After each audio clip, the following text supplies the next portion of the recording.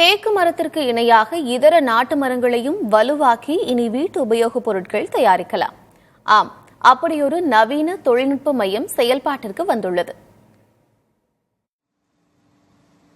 தஞ்சை அருகே உள்ள பிள்ளையார்பட்டியில் மாவட்ட வனத்துறை அலுவலகத்தில் மரக்கிடங்கு செயல்பட்டு வருகிறது. இங்கு ஜப்பான் நாட்டின் நிதி மற்றும் தொழில்நுட்ப உதவியுடன் மரங்களை பதப்படுத்துதல் மற்றும் மேம்படுத்துதல் மையம் அமைக்கப்பட்டுள்ளது. தமிழ்நாடு உயிர்ப்பன்மை பாதுகாப்பு மற்றும் பசுமையாக்குதல் திட்டத்தில் இந்த மையம் செயல்படுகிறது. தஞ்சை மாவட்டத்தில் தேக்கு மர வளர்ப்பு அதிக அளவில் இருப்பதாலும் அதேபோல இதர மரப்பயிர்களான புங்கன், நீர்மருது, வேம்பு, பூவரசு, பலா ஆகிய மரங்கள் உள்ளன. அந்த மரங்களின் தரத்தை தேக்கு மரத்திற்கு ஈடாக மாற்றும் வகையில் இந்த தொழில்நுட்பம் பயன்படுத்தப்படுகிறது. 25 லட்சம் ரூபாய் செலவில் கடந்த 6 மாதங்களுக்கு முன்பு தொடங்கப்பட்ட இந்த மையத்தின் பணிகள் முடிவடைந்து தயார் நிலையில் உள்ளது. மேலும் மாவட்டத்தில் உள்ள வனப்பரப்பில் 4% மட்டுமே இருக்கும் தேக்குமர பயிர் பரப்பளவை அதிகப்படுத்தவும் முடிவு செய்யப்பட்டுள்ளது.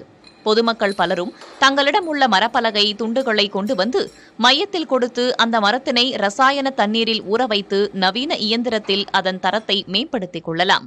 இதனுடைய செயல்பாடுகள் என்று சொல்லும்போது தேக்கு மரத்துக்கான ஈக்குவல் தகுந்த அளவுக்கு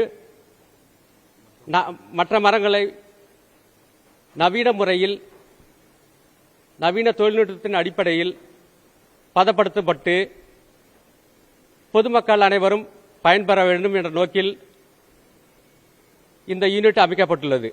50 கன அடி மரத்தினை ஒரே நேரத்தில் ரசாயனம் செறிவூட்டும் வகையில் இயந்திரம் அமைக்கப்பட்டுள்ளது. பொதுமக்கள், மரப்பட்டறை உரிமையாளர்கள், வீடு கட்டும் பொறியாளர்கள் என அனைவரும் இதனை பயன்படுத்தி மரத்தின் தரத்தை மேம்படுத்தி பூச்சி தாக்குதல் மற்றும் வளைதல், உலர்த்து போதல் போன்றவற்றில் இருந்து மரங்களை பாதுகாக்க முடியும் என்று வனத்துறையினர் தெரிவித்துள்ளனர்.